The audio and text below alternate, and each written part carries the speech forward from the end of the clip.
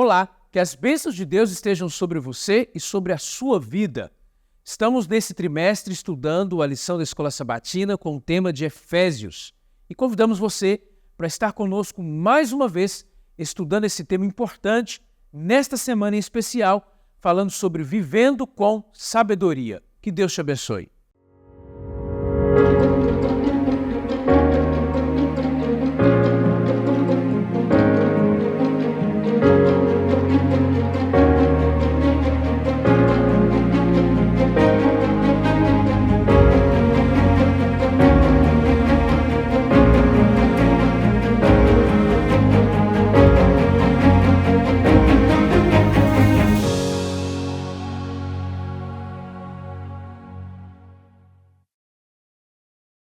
Que bom estarmos juntos mais uma vez para estudarmos a Bíblia.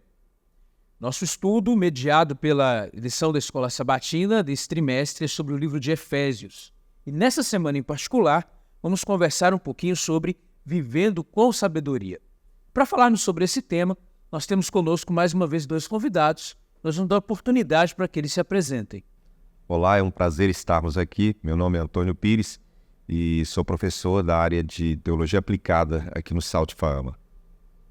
Eu também tenho a alegria de poder participar neste momento. Sou professor aqui na FAAMA, na área de Teologia Sistemática e na área de Teologia Histórica. Obrigado, pastor Pires, obrigado, pastor Jean, por aceitar o nosso convite de estar conosco aqui para estudarmos a Bíblia. Para começarmos, gostaríamos de convidar o pastor Pires para que fizesse a oração. Ok, oremos então. Santo e bondoso Deus e eterno Pai, ó Senhor, agora vamos abrir a Tua Palavra, vamos estudá-la. Suplicamos que Tu nos dirijas, Teu Santo Espírito nos ensine, abra nossa mente para que venhamos a compreender e passar, Senhor, aos nossos ouvintes de uma maneira que possam compreender. Rogamos-te por Jesus. Amém. O verso para memorizar desta semana está no capítulo 5, nos versos 15 até o verso 17, e diz assim: Portanto, vede prudentemente como andais, não como nécios, e sim como sábios, remindo o tempo, porque os dias são maus. Por esta razão, não vos torneis insensatos, mas procurai compreender qual a vontade do Senhor. Aqui nós temos na discussão desse capítulo uma continuidade da temática do imitar a Cristo, de ser semelhante a Cristo. Pastor Jean, em que sentido essa preocupação do apóstolo Paulo em trazer para os cristãos em Éfeso a tônica, o chamado a ser imitadores de Cristo, o que isso realmente significa na prática? Nós temos essa ênfase em alguns momentos na Bíblia, e o próprio apóstolo Paulo vai também mencionar: ó, sede meus imitadores, como eu sou de Cristo. Somos convidados a imitarmos a Deus, imitarmos a Cristo. E para mim, o ponto-chave nesse processo está no próprio caráter da divindade, que é representado naquele amor altruísta, aonde a divindade não trabalha para si mesma. Ela sempre está trabalhando em função do outro, em função da criação. E é isso que nós vemos muito forte na Bíblia. Mais do que isso, dentro da própria divindade, nós vemos este pensar no outro dentro de um contexto de submissão. Ou seja, o próprio Cristo se submete ao Pai. Aí o Espírito não vem falar de si mesmo, ele fala de Cristo, ele se submete a Cristo. E Deus, o Pai, se submete a toda a criação. Então, quando nós pensamos em amor, em imitar, em viver como Cristo, é ter este mesmo sentimento, ter este mesmo caráter de viver em submissão, olhando para Deus, olhando para Cristo, vendo a vontade de Deus e, ao mesmo tempo, vivendo em função do outro, se submetendo a Deus e se submetendo ao próximo. Muito obrigado, pastor Jean. Em outras palavras, essa lógica de enxergarmos o amor bíblico como submissão e obediência implica também uma certa renúncia. Justamente, você agora não faz a sua vontade. Você agora vai estar preocupado em conhecer a vontade de Deus e viver para servir ao próximo. E com isso, você vai ter que abandonar várias coisas. Ok. Nesse sentido de viver a renúncia, pastor Pires, o capítulo e outros lugares do Novo Testamento em que Paulo vai escrever faz alguns contrastes entre diferentes aspectos da vida daquela época e também da vida atual. Há pessoas que estão envolvidas com atitudes mais pervertidas, outras que não reconhecem essas atitudes como tal, e aquelas que procuram viver as virtudes. Como que Paulo lida com isso nesse capítulo em particular? Interessante que o próprio guia, ele vem mencionando aqui sobre aquele tempo, aquela época em que Paulo vivia, principalmente ali em Éfeso. Ali era um lugar de um contexto tremendamente imoral, tremendamente perverso. Mas algumas coisas viviam em comum ali. Tanto tinha essa perversidade, como havia também uma fala, como havia um discurso de, podemos dizer assim, moralidades, plena moralidade. Parece que, enquanto viviam a vida imoral, havia também esse discurso de moralidade. Por outro lado, ali haviam pessoas que viviam nesse contexto imoral, mas você podia encontrar pessoas que buscavam viver também na moralidade. Agora a igreja estava nesse contexto, a igreja vivia nesse contexto. E o apóstolo Paulo, ele tinha uma preocupação com os irmãos da igreja. Olha, vocês que foram salvos, vocês que se encontraram com Cristo, vocês que antes estavam mortos e agora vocês estão vivos porque Cristo, ele ressuscitou vocês agora não podem voltar a isso aí, vocês não podem voltar para essa vida que vocês viviam antes. Então Paulo, ele está falando com os crentes ali, instruindo-os para que eles pudessem viver uma vida de boa reputação entre aquelas pessoas que eram incrédulas. Porque através de uma vida moral, de acordo com a vontade de Deus, eles estariam dando testemunho do que Cristo havia feito na vida deles. Então, essa preocupação de Paulo em traçar uma linha virtuosa para a vida cristã também está ligada com a preocupação da responsabilidade missionária, evangelizadora que essas pessoas tinham no interior. Perfeitamente. Quando as pessoas viviam essa vida em Deus, transformados pelo Senhor, eles davam bom testemunho para as pessoas que viviam ao seu redor. Essas pessoas viam a maneira deles viverem e isso glorificava o nome de Deus, através de uma vida ética, de uma vida conforme os preceitos de Deus. Muito obrigado, pastor Pires. Pastor Jean, Paulo vai identificar aqui as pessoas que praticam os diferentes pecados sem arrependimento ou sem sentir a culpa por isso, sem buscar mudança.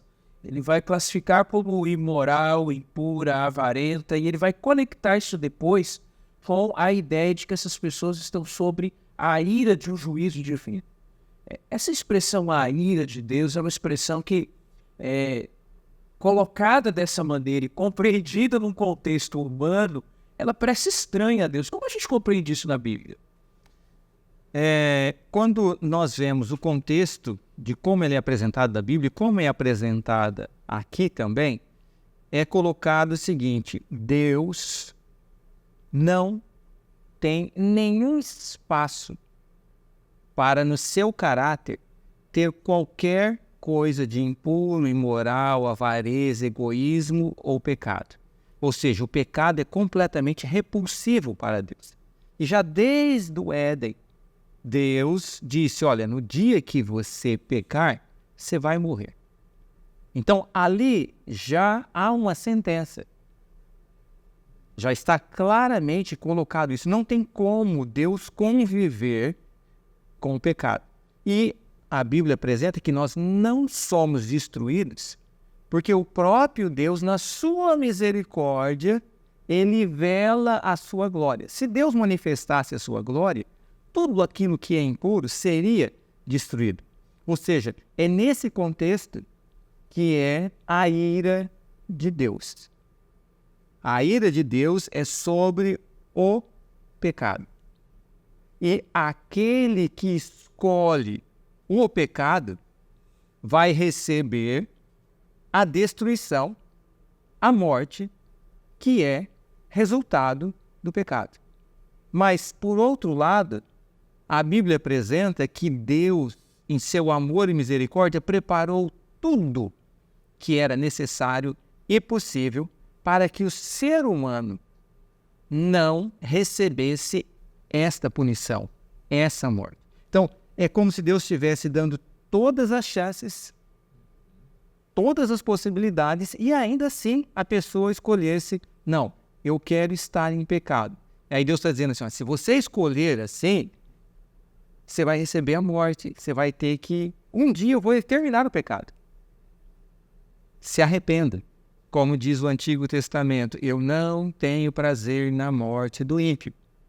Por isso que eu peço que você, se você não se arrepender, saiba que um dia esse aqui vai ser o resultado. Então, a própria expressão, olha, cuidado com a ira de Deus, também é um ato de misericórdia dizendo, pense bem, há toda possibilidade de vida eterna, mas se você escolher morte, você vai receber o que você escolheu. Muito diferente, né, do temperamento humano de ira, que é uma explosão repentina, às vezes sem uma base, né? É toda uma estrutura já construída e pré-avisada. Muito bem lembrado, pastor. Nesse contexto, pastor Pires, nós vamos ter então aqui a exortação de Paulo nos versos 7 até o 10, para que as pessoas não continuem sendo participantes ou cúmplices desse sistema pecaminoso, desses atos pecaminosos aqui. A distinção, então, aqui que diz respeito à vontade entre aqueles que Paulo chama de os pecadores, os avarentos, os impuros, e aqueles que são fiéis a Deus. Ok? Eu volto, assim, linkando com aquela parte anterior que nós estávamos já falando. O povo Efésio, aqueles cristãos, aquelas pessoas que tinham aceitado a Cristo e que viviam nesse mundo de imoralidade, um mundo perverso. E Paulo, ele tinha preocupação com eles em relação a esta vida que eles viviam, porque eles não podiam voltar para o que eles foram antes, porque eles estariam denegrindo a imagem de Deus, né? Eles estariam indo contra a imagem de Deus que havia sido implantada na sua vida. Agora, Paulo, nesse momento, ele diz que os seus filhos, os efésios, né, eles são filhos da luz. Eles antes viviam nas trevas, viviam sob o reino das trevas. Mas agora eles deveriam viver de uma maneira tal que agradassem ao Senhor, que eles aceitaram em sua vida. O objetivo do crente hoje não é agradar a si mesmo. Nós não vivemos para agradar a nós mesmos. Nós precisamos de viver sempre para agradar a Deus. Quando nós adoramos ao Senhor, nós oferecemos a Ele um culto, nós devemos entender que Ele é que deve aceitar a minha adoração, Ele deve aceitar a minha entrega, deve aceitar o meu louvor. E, portanto, eu não devo viver essa vida egoísta, eu não posso viver pensando em mim, pensando nas minhas coisas, não. Eu devo viver porque Deus, Ele fez um sacrifício por mim, Ele se entregou por mim e agora eu vivo para Ele.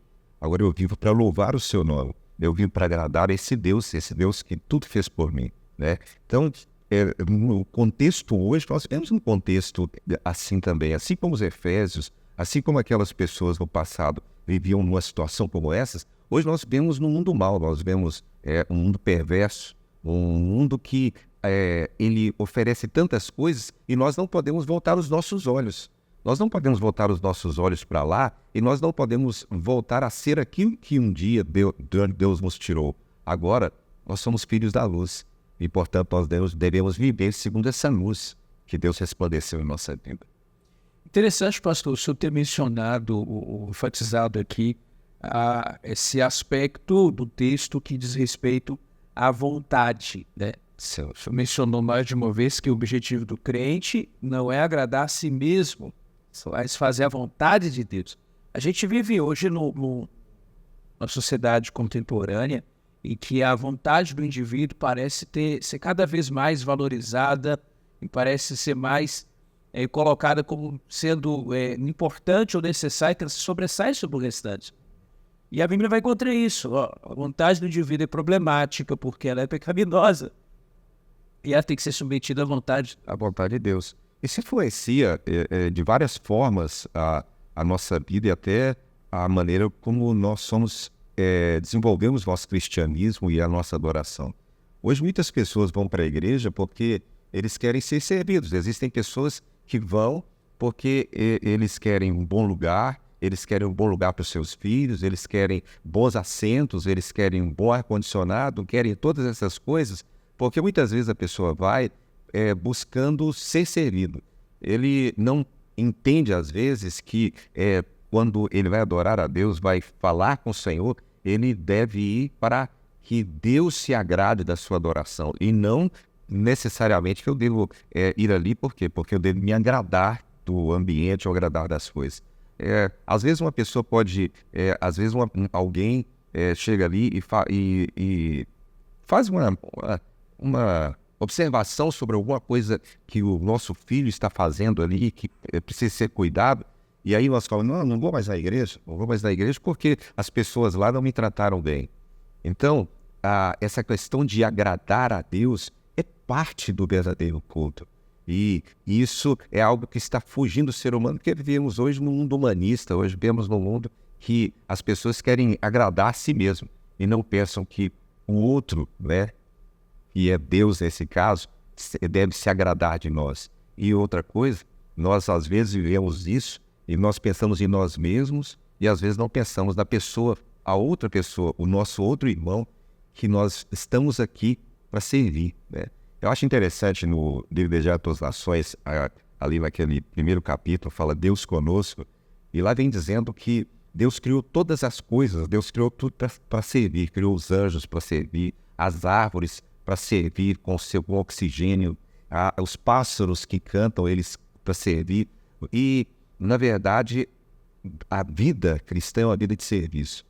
Porque, na verdade, quando Deus amou o mundo, Ele deu o seu Filho para nos servir, para que nós pudéssemos ser salvos. De que maneira nós estamos vivendo essa vida de serviço? Muito bem lembrado, pastor.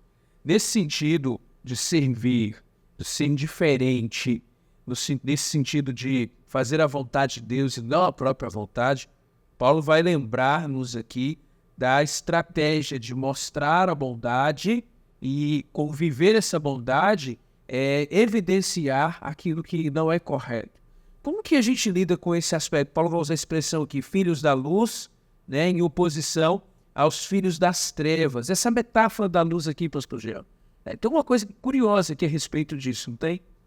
É interessante que esse contraste, né, luz e trevas, ele permeia toda a palavra de Deus, e aonde na luz você consegue enxergar, ver, dar clareza. E eu, trabalhando com adolescentes, desbravadores, às vezes nós fazíamos caminhadas noturnas e pedia para todo mundo apagar as lanternas. E o que acontece? Você tropeça, você não enxerga, e é muito difícil acontecer. Às vezes dentro de uma caverna eu pedi para todos apagarem, aí você realmente não enxerga nada. Você põe a mão na frente dos seus olhos abertos e não enxerga nada. Mas uma pequena luz lá longe já começa a fazer a diferença. Só que a luz, ela tem um aspecto, ao mesmo tempo que ela lhe auxilia você enxergar, saber, pisar no lugar certo, não tropeçar, a luz também tem um aspecto que, quanto mais perto você está da luz e o posicionamento que você está dessa luz, melhor você enxerga se a luz mostra-lhe o caminho. Mas, quando você está dirigindo um carro e o outro vem com um farol alto, essa luz lhe incomoda. E aqui está o grande contraste. Aqueles que estão em trevas, quando eles enxergam a sua luz, e eles não usam essa luz para iluminar o caminho deles, fatalmente ele vai querer apagar a sua luz. Mas aqueles que, ao ver a luz, encontram ali um caminho seguro, eles vão tentar usar essa luz como caminho para a sua vida. E é isso que Deus nos convida a ser, a luz do mundo. Isso vai fazer com que alguns nos sigam e conheçam a Jesus, porque nós não temos luz própria, a nossa luz é refletida. E outros vão querer apagar a nossa luz e vai trazer perseguição, como a Bíblia diz. E Jesus disse: se eu fui perseguido, não pense que será diferente com vocês. Pastor Pires, essa fala de pastor Jean faz a gente pensar um pouquinho, né? Porque se tudo que nós realizamos e fazemos nesse mundo está sendo confortavelmente seguindo um caminho sem perseguição, sem gerar oposição, pode ser que a gente não esteja fazendo o que tem que ser feito, não é verdade? Exato. E é interessante, ele estava falando e eu estava pensando, quando Jesus Cristo ele volta, né? A volta de Jesus vai fazer com que pessoas queiram se esconder nos montes e nas cavernas, enquanto outros vão estar com os olhos voltados para os céus e dizendo: esse é o Senhor, é o nosso Deus, é quem nós aguardávamos. Então, a mesma luz que faz com que os ímpios corram é a mesma luz que faz com que os justos, com aqueles que esperavam o Senhor, estejam prontos para receber. E a palavra de Deus, ela é muito interessante quando ela fala sobre essa luz que começa a tomar conta da nossa vida, porque não há possibilidade de você receber luz e você não iluminar. Como o pastor Jean falou, nós não somos luz, nós apenas refletimos a luz. Que luz nós estamos refletindo? A luz do Senhor, a luz que o Senhor refletiu, ele colocou em nossa vida. Nós, através dessa luz que recebemos, devemos aprender a viver sabiamente com ela. E a palavra de Deus, pelo que mostra, esse viver sabiamente também tem um contexto missionário, né? Porque se você recebe a luz, você deve refletir a luz. Que luz é essa? A graça de Deus, do poder de Deus na nossa vida, da transformação que Ele operou em nosso ser. É isso que é refletido para o mundo e as pessoas olham e glorificam o nosso Pai que está nos céus. E é interessante quando a gente abre a palavra de Deus, a gente vê assim vários milagres que Jesus fazia e diz que quando Jesus fazia esses milagres, pessoas glorificavam o nome de Deus. Quando as pessoas, veio o cristão, veio o Filho de Deus, e o Filho de Deus refletindo essa luz que vem dos céus, isso faz com que o mundo glorifique também ao Pai que está nos céus.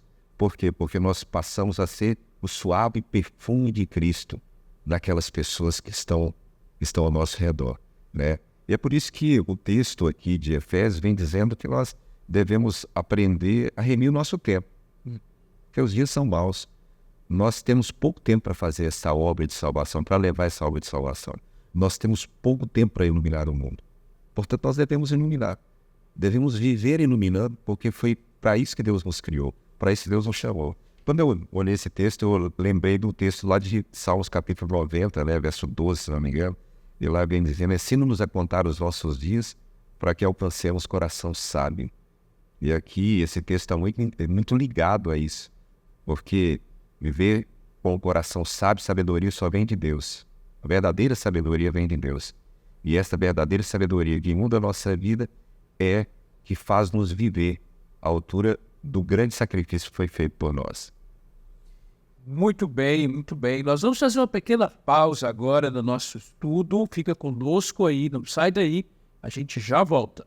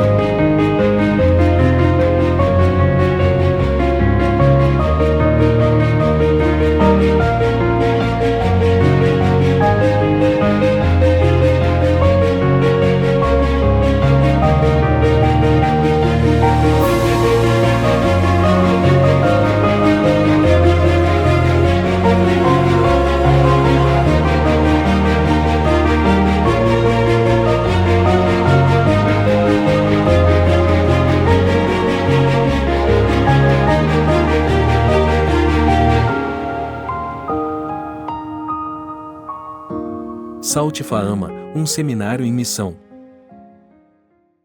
Estamos de volta aqui na continuidade do nosso estudo da Bíblia através do Guia da Lição da Escola Sabatina, temática dessa semana, Vivendo com Sabedoria, a partir aqui do Paulo escreve aos Efésios. No bloco anterior, nós conversamos um pouquinho sobre os aspectos relacionados à vida, à conduta, e uma pergunta, pastor Jean, que me veio aqui pensando nas metáforas que Paulo utiliza. Ele retoma uma metáfora comum do Antigo Testamento, que é a ideia do andar como sendo relacionado à conduta.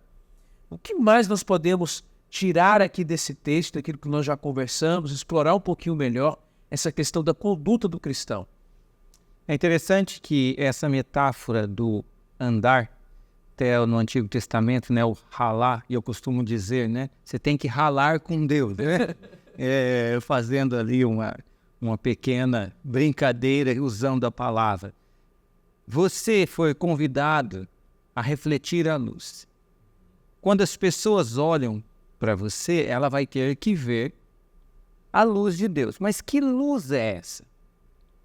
Às vezes há uma dicotomia. A pessoa diz, eu sou cristão, eu amo Jesus, está lá na igreja e canta. Mas no seu viver diário, ela não anda em conformidade com aquilo que ela professa ser. Ele diz, olha, você tem que ter amor, mas bate na esposa, mal pagador, é uma pessoa violenta.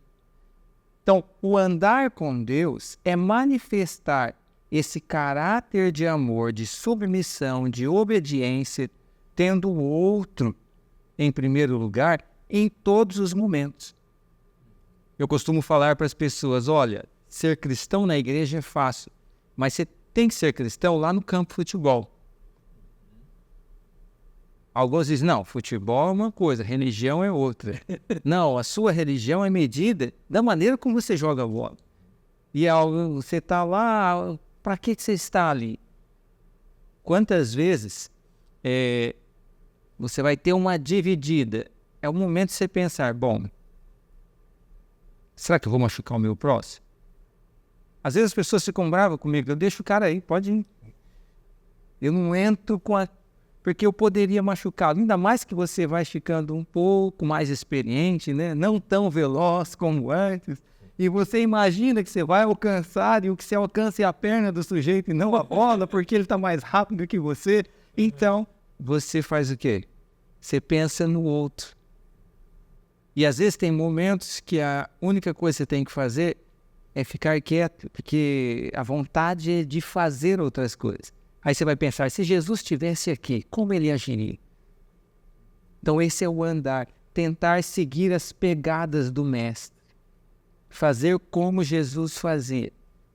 E isso vai mudar completamente a sua vida e também vai fazer que outros olhem para você e digam, o que é que você tem diferente que eu não tenho?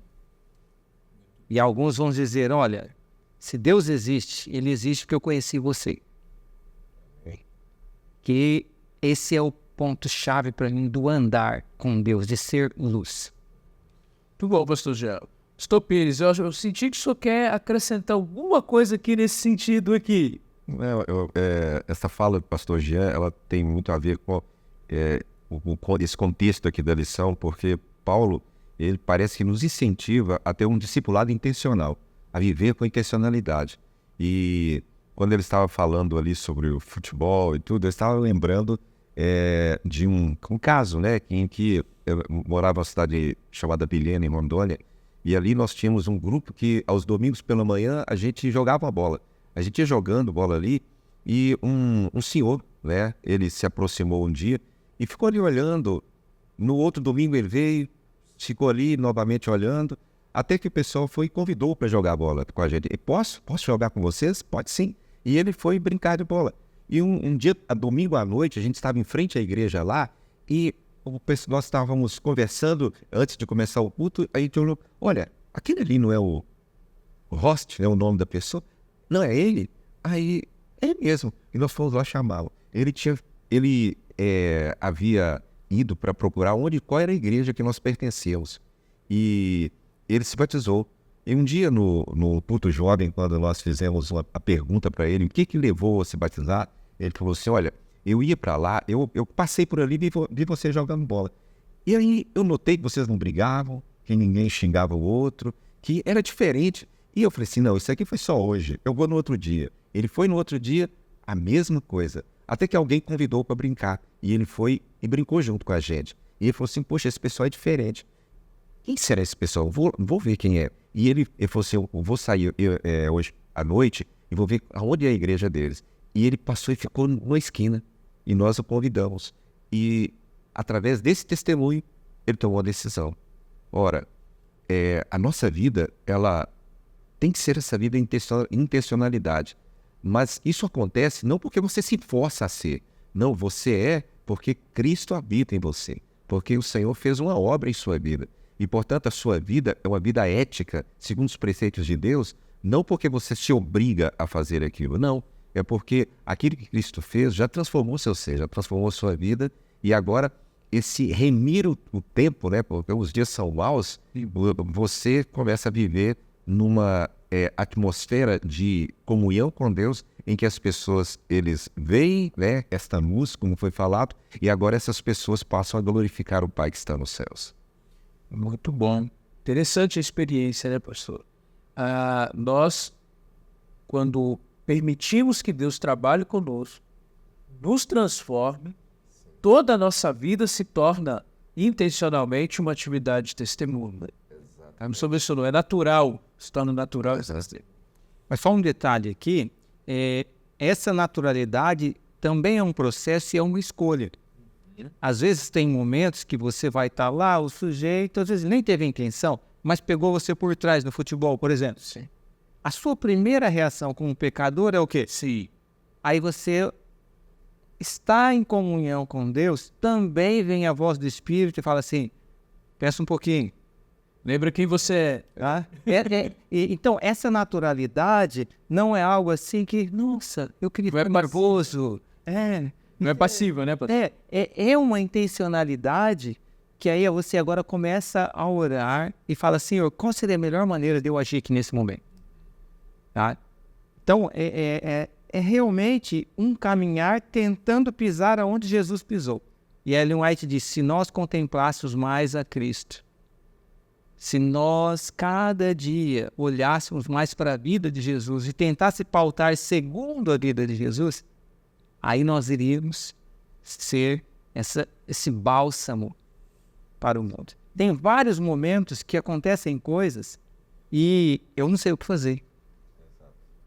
Com um pastor, uma vez veio uma pessoa e me falou um monte de nomes e eu fiquei assim, Senhor, o que eu falo para ela aqui agora? E gritando. Eu sei o que eu gostaria de falar.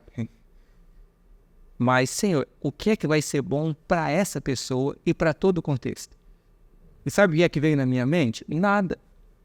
Fiquei quieto. Passou um tempo, ela veio, pastor, o senhor ficar quieto? Foi pior que o senhor me desse um monte de tapas e um monte de socos. E ela não sabia que não foi estratégia, só não sabia o que fazer. Então, para não sair a minha escuridão, eu fiquei quieto.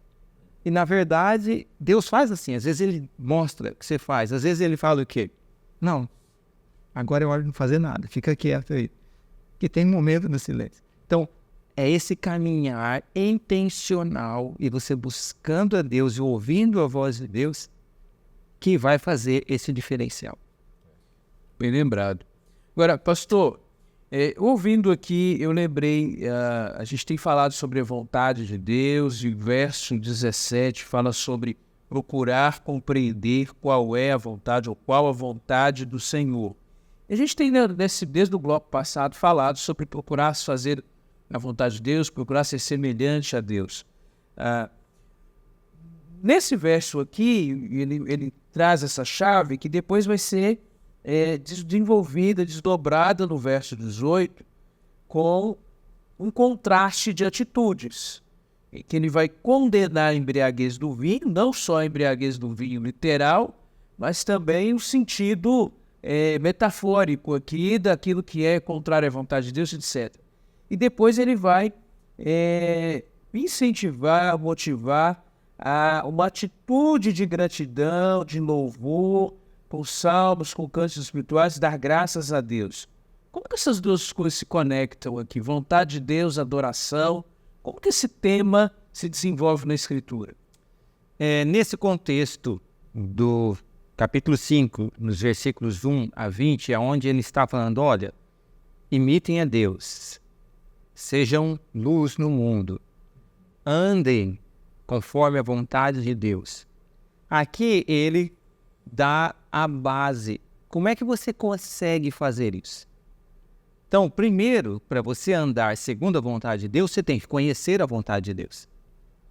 Então, lá fora, quando você vai brilhar e ser luz, você só consegue ser luz se você tiver a luz. E para você conhecer essa luz, você é convidado a conhecer individualmente na sua adoração. Mas aqui tem um foco interessante de Paulo. Ele não puxa isso só para o individual. Ele puxa isso para o nível coletivo, aonde é como se nós nos uníssemos para nos aquecer. Aí agora sai o meu tição da fogueira para tentar pôr fogo no outro. Só que um tição fora da fogueira, ele vai fazer o quê? Vai virar carvão. Eu tenho que rapidamente voltar para a fogueira para reviver, me realimentar, aí eu vou lá iluminar de novo e aquecer. Aí eu volto para a fogueira e esse ir e vir é fundamental. E Paulo agora coloca o quê? Como é que você se alimenta e conhece a vontade de Deus? É quando você, junto como irmãos, vão aprender de Deus e trocar as suas experiências. É como recarregar a bateria. Tá? Então, o contexto de adoração de Paulo não é um contexto egocêntrico, como o pastor Pires estava falando no começo. Eu vou lá na igreja, eu olho, hoje eu não gostei dessa mensagem. Ela não me tocou. Não, eu vou naquela igreja porque eu acho melhor. Não, você vai ali para receber luz e partilhar com seus irmãos dessa luz, se aquecer e agora sai para o mundo para brilhar. E agora volta novamente. Então, é coletivo esse conhecer a vontade de Deus. Isso não significa que no seu culto individual você não pode estar com Deus. Mas hoje, principalmente pós-pandemia, nós temos vários irmãos que falam, não, eu estou lá em casa, na minha televisão, no meu computador, eu assisto o culto, aí ele fica com o controle remoto, né? Eu assisto esse, assisto aquele, mas ele é uma luz que não brilha e também não se aquece, porque ele não tem essa questão comunidade. Então imagina, você chega e fala da sua experiência. Aí o outro ali fala assim, nossa, não é só eu que estou enfrentando esse problema. Não é só eu, né? E aí aquela solução você fala, se eu experimentar isso também vai dar certo. Então essa troca, aonde aqui ele fala, né? Falando entre vós. Então, o próprio cantar, falar, louvar, estudar a Bíblia não é um monólogo, é troca de experiência. E aí juntos nós vamos conhecendo a Deus, o que Deus fez na vida dele e na minha, e qual é a vontade de Deus para brilhar lá fora no mundo. Muito bom. Nesse contexto de culto, de adoração, pastor Pires, Paulo ele vai enfatizar aqui algumas ações de louvor, de hinos, cânticos espirituais, mas ele vai colocar uma moldura aqui, que é a moldura da gratidão. Como que esse aspecto da gratidão, do agradecer a Deus, e ao mesmo tempo que se agradece a Deus, o texto vai dizer no verso 21, sujeita-se uns aos outros no temor do Senhor. Como que esses dois aspectos, de agradecer a Deus e de estar unido em comunidade, eles se relacionam para moldar esse culto?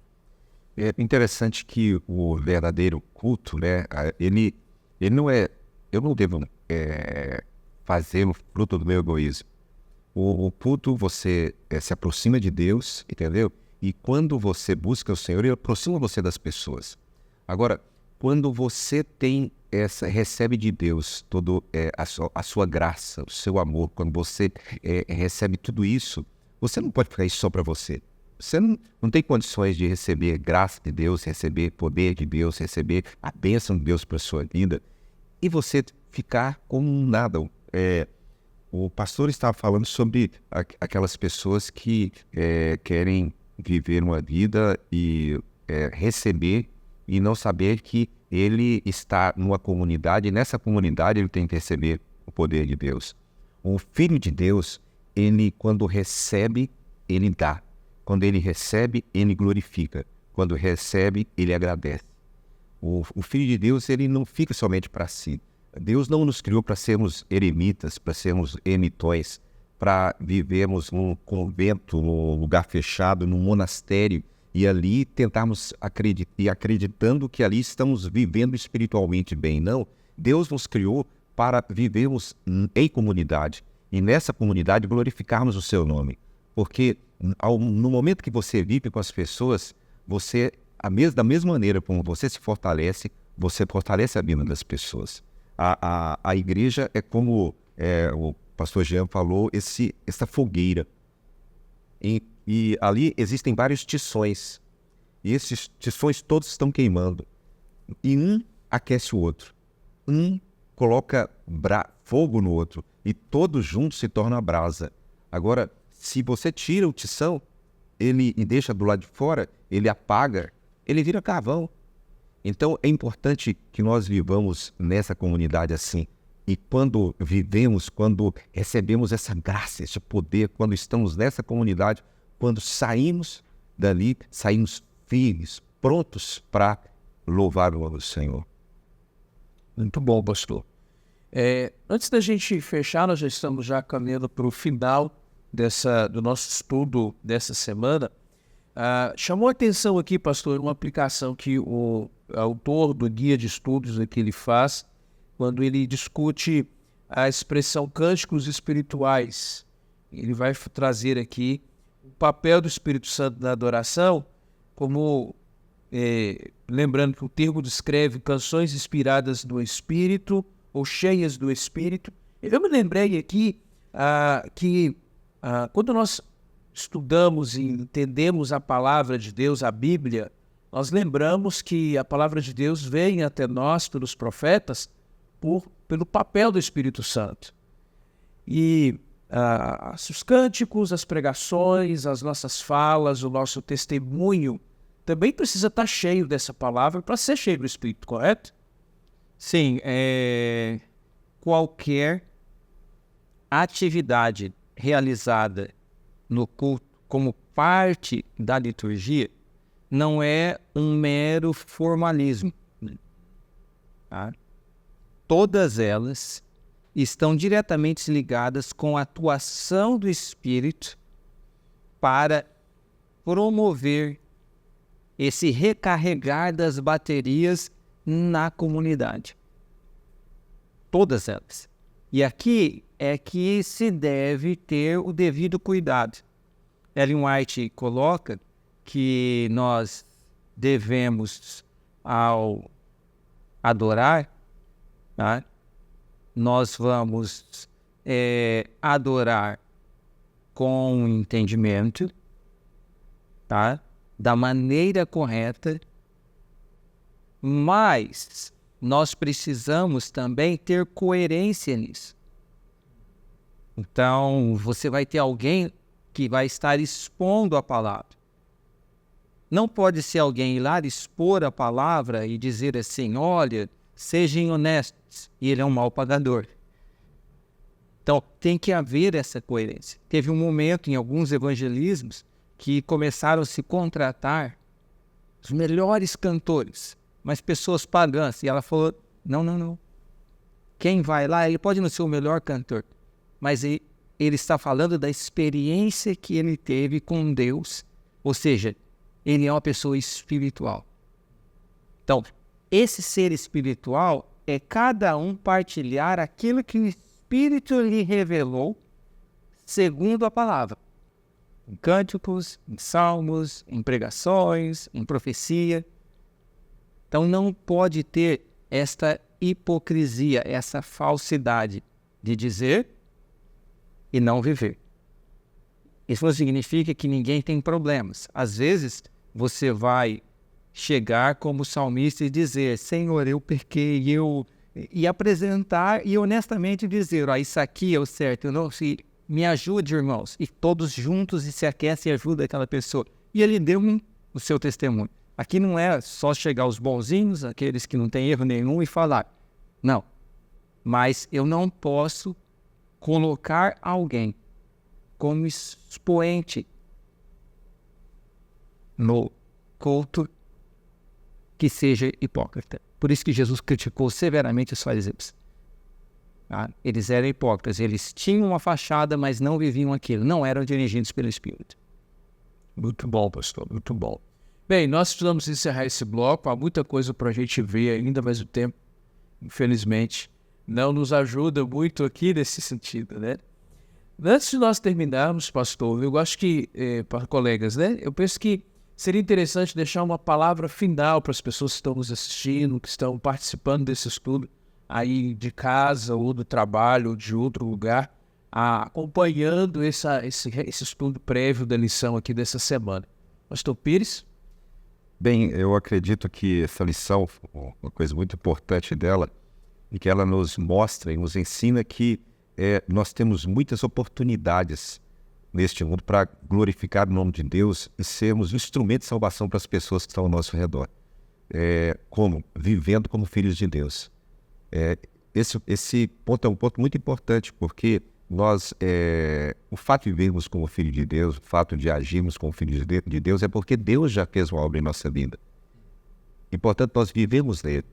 Agora, assim como o Senhor nos iluminou, a palavra de Deus, ela nos diz que nós devemos levar essa luz. Essa luz ela não pode ficar debaixo do alqueire, né? Mas ela tem que ficar no velador para iluminar o mundo todo. Ok. Pastor Jean? Eu olho para esse bloco e eu vejo Paulo colocando assim, né? Olha, seu foco é em Deus. Imite a Deus. Como é que você conhece a Deus? Através do grande exemplo e a demonstração do caráter de Deus que foi em Cristo. E o que ele fez? Ele viveu. Na prática, em todos os momentos, ele demonstrou esse amor de Deus. Mas ele não estava agindo sozinho. Desde o começo, você vê Jesus sempre na sinagoga, no templo, e formando um grupo, e ao final ele faz o quê? Eu vou fazer a minha eclesia, a minha igreja, tá? Se associe com a sua comunidade. Então, andar com Deus envolve todos esses aspectos, principalmente você fazer parte dessa comunidade e com essa intencionalidade que o pastor Pires falou, saindo para auxiliar a outros a fazer parte desse grupo, essa assembleia da Igreja de Cristo. Ok. Muito obrigado, pastor Jean. Muito obrigado, pastor Pires. Penso que nosso estudo esclareceu algumas coisas importantes. Eu espero que tenha trazido um pouco mais de compreensão do texto, do contexto desse capítulo para os amigos, irmãos e irmãs que nos assistem. Para encerrarmos, pastor Pires, poderia fazer uma oração? Claro. Mais uma vez, Senhor, nós nos voltamos para Ti, agradecidos por este momento todo especial que aqui estivemos, quando, através da Tua palavra, Tu nos ensinaste e nos deste a oportunidade de falar para tantas pessoas sobre esta graça, sobre esse amor e sobre o dom, Senhor, do Teu Santo Espírito em nossa vida. Continua conosco, rogamos-Te em nome de Jesus. Amém. Muito obrigado por ter nos acompanhado nesta semana no estudo da lição. Espero que tenha sido importante para você, tenha sido útil para você os comentários, as discussões que aqui tivemos. Semana que vem nós estaremos juntos novamente para estudarmos o tema maridos e esposas juntos na cruz. Aguardamos você, que Deus te abençoe.